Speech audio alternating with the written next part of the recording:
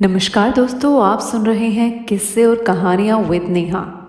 इस कार्यक्रम के एपिसोड में आप सुन रहे हैं मुंशी प्रेमचंद जी द्वारा रचित शांति भाग 2। उसी दिन से अम्मा ने मुझसे बात करना छोड़ दिया। महरियों, पड़ोसिनों और ननदों के आगे मेरा परिहास किया करती। यह मुझे बहुत बुरा मालूम होता था। इसके पहले यदि वह कुछ भली बुरी बातें कह लेती तो मुझे स्वीकार था। मेरे हृदय से उनकी मान मर्यादा घटने लगी। किसी मनुष्य पर इस प्रकार कटाक्ष करना उसके हृदय से अपने आदर को मिटाने के समान है। मेरे ऊपर सबसे गुरुतर दोषारोपण यह था कि मैंने बाबूजी पर कोई मोहन मंत्र फूंक दिया है। वह मेरे इशारों पर चलते हैं, पर यथार्थ में बात उल्टी ही थी। भाद्र मास था। जन्माष्टमी का त्योहार आया। घर में सब लोगों ने व्रत रखा। मैंने भी सदैव की भांति व्रत रखा। ठाकुर जी का जन्म रात को 12 बजे होने वाला था। हम सब बैठी गाती बजाती थी। बाबूजी इन असभ्य व्यवहारों के बिल्कुल विरुद्ध थे। वह होली के दिन रंग भी न खेलते। गाने बजाने की तो बात ही अलग।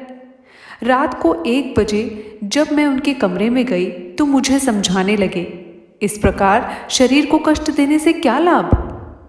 कृष्ण महापुरुष अवश्य थे और उनकी पूजा करना हमारा कर्तव्य है, पर इस गाने बजाने से क्या फायदा।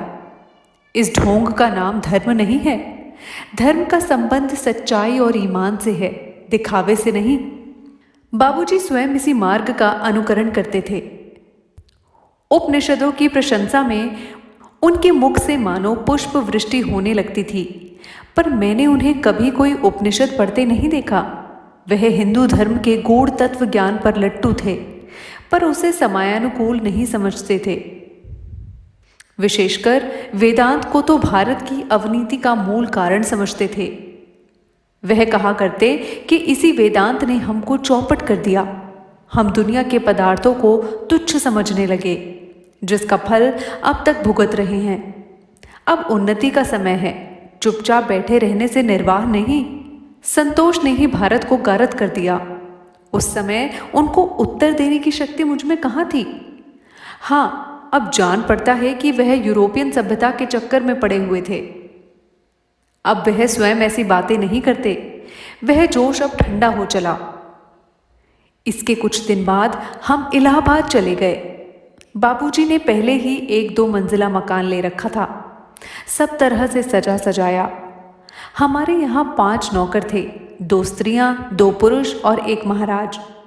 अब मैं घर के कुल कामकाज से छुट्टी पा गई।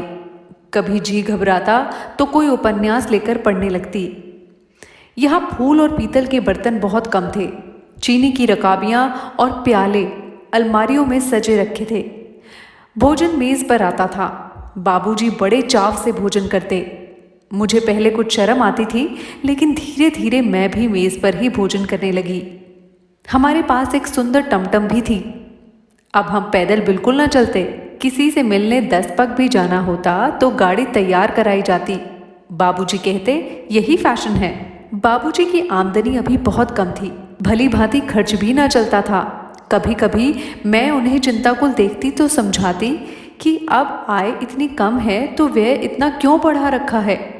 कोई छोटा सा मकान ले लो, 2 नौकरों से भी काम चल सकता है। लेकिन बाबूजी मेरी बातों पर हंस देते और कहते, मैं अपनी दरिद्रता का ढिंढोरा अपने आप क्यों पीटूं। दरिद्रता प्रकट करना दरिद्र होने से अधिक दुखदाई होता है। भूल जाओ कि हम लोग निर्धन हैं, फिर लक्ष्मी हमारे पास आप दौड़ी आएगी। खर्च बढ़ना, आवश्यकताओं का अधिक होना ही द्रव्योपार्जन की पहली सीढ़ी है।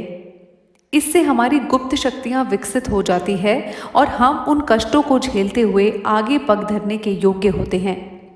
संतोष दरिद्रता का दूसरा नाम है। अस्तु हम लोगों का खर्च दिन दिन बढ़ता ही जाता है। हम लोग सप्ताह में 3 बार थिएटर जरूर देखने जाते। सप्ताह में 1 बार मित्रों को भोजन अवश्य ही दिया जाता। अब मुझे सूझने लगा कि जीवन का लक्ष्य सुख भोगना ही है, ईश्वर को हमारी उपासना की इच्छा नहीं। उसने हमको उत्तम उत्तम वस्तुएं भोगने के लिए ही दी हैं। उसको भोगना ही उसकी सर्वोत्तम आराधना है। एक ईसाई लेडी मुझे पढ़ाने तथा गाना सिखाने के लिए आती। घर में एक पियानो भी आ गया। इन्हीं आनंदों में फंसकर मैं रामायण और भक्तमाल को भूल गई। ये पुस्तकें मुझे अप्रिय लगने लगी। देवताओं से विश्वास उठ गया। धीरे धीरे यहाँ के बड़े लोगों से स्नेह और संबंध बढ़ने लगा। यह एक बिल्कुल नई सोसाइटी थी।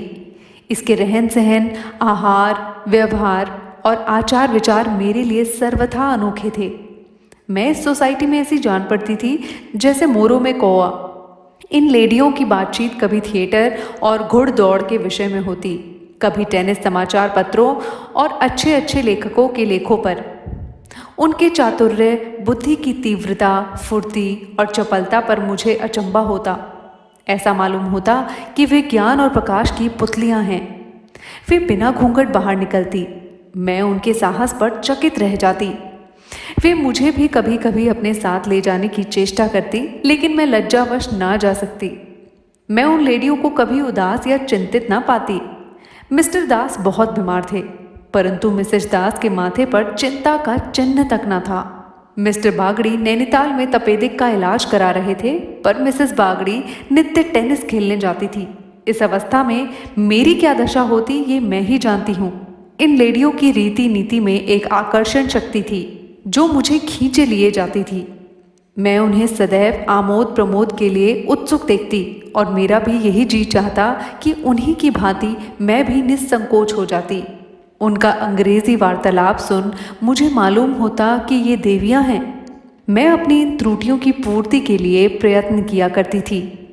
इसी बीच में मुझे एक खेदजनक अनुभव होने लगा। यद्यपि बाबूजी पहले से मेरा अधिक आदर करते, मुझे सदैव डियर डार्लिंग आदि कहकर पुकारते थे, तथापि मुझे उनकी बातों में एक प्रकार की बनावट मालूम होती थी। ऐसा प्रतीत होता मानो ये बातें उनके हृदय से नहीं, केवल मुख से निकलती हैं। उनके स्नेह और प्यार में हार्दिक भावों की जगह अलंकार ज़्यादा होता था। किंतु और भी अचंभे की बात तो ये थी कि अब मुझे बाबूजी पर वह पहले की सी श्रद्धा न रही।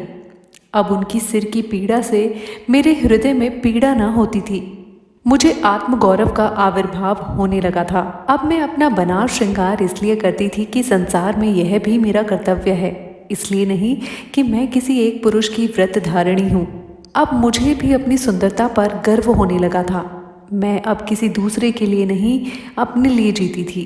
त्याग तथा सेवा का भाव मेरे हृदय से लुप्त होने लगा था। मैं अब भी पर्दा करती थी, परंतु हृदय अपनी सुंदरता की सराहना सुनने के लिए व्याकुल रहता था। एक दिन मिस्टर दास तथा और भी अनेक सभ्यागण बाबूजी के साथ बैठे हुए थे।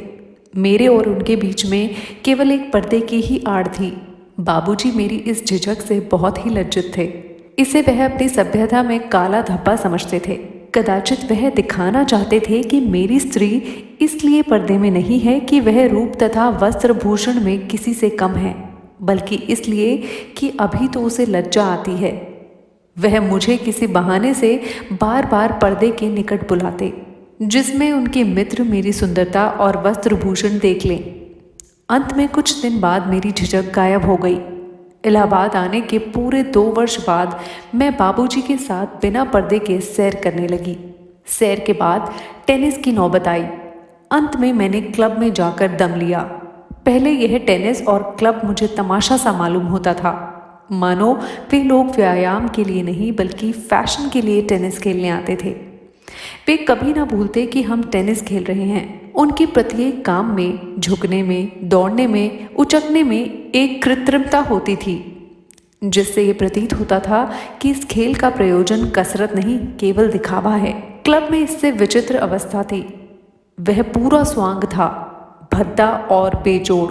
लोग अंग्रेजी के चुने हुए शब्दों का प्रयोग करते थे जिसमें कोई सार ना होता था। नकली हंसी हंसते थे जिनका कोई असर ना होता था। स्त्रियों की वह फूहड़ निर्लज्जता और पुरुषों की वह भाव शून्य स्त्री पूजा मुझे कभी ना भाती थी। चारों ओर अंग्रेजी चाल ढाल की हास्यजनक नकल थी, परंतु क्रमशः मैं भी वह रंग पकड़ने और उन्हीं का अनुकरण करने लगी। अब मुझे अनुभव हुआ कि इस प्रदर्शन लोलुपता में कितनी शक्ति है। मैं अब नित्य नए श्रृंगार करती, नित्य नया रूप भरती, केवल इसलिए कि क्लब में सबकी आंखों में चुभ जाऊं। अब मुझे बाबूजी के सेवा सत्कार से अधिक अपने बनाव श्रृंगार की धुन रहती थी। यहाँ तक कि यह शौक एक नशा सा बन गया। इतना ही नहीं, लोगों से अपने सौंदर्य की प्रशंसा सुनकर मुझे एक अभिमान मिश्रित आनंद का अनुभव होने लगा। मेरी लज्जाशीलता की सीमाएं विस्तृत हो गईं। यह दृष्टिपात जो कभी मेरे शरीर के प्रत्येक रोए को खड़ा कर देता था, और वह हास्य कटाक्ष जो कभी मुझे विष खा लेने को प्रस्तुत कर देता, उनसे अब मुझे एक उन्मादपूर्ण हर्ष होता था। परंतु जब कभी मैं अपनी अवस्था पर आंतरिक दृष्टि डालती तो मुझे बड़ी घबराहट होती थी। यह नाव किस घाट लगेगी? कभी कभी इरादा करती कि क्लब ना जाऊं, परंतु समय आते ही फिर तैयार हो जाती। मैं अपने वश में न थी, मेरी सत्कल्पनाएं निर्बल हो गई थीं। तो दोस्तों, आप सुन रहे थे मुंशी प्रेमचंद जी का प्रसिद्ध उपन्यास शांति, इन किस्से और कहानियां विद नेहा। अगर आपको ये कहानी पसंद आई तो बेल आइकन को ज़रूर दबाएं और लाइक, शेयर और सब्सक्राइब करना बिल्कुल भी ना भूलें। अब आपके साथ फिर मुलाकात होगी अगले शुक्रवार ठीक 9 बजे। तब तक के लिए मुझे दीजिए इजाज़त। नमस्कार।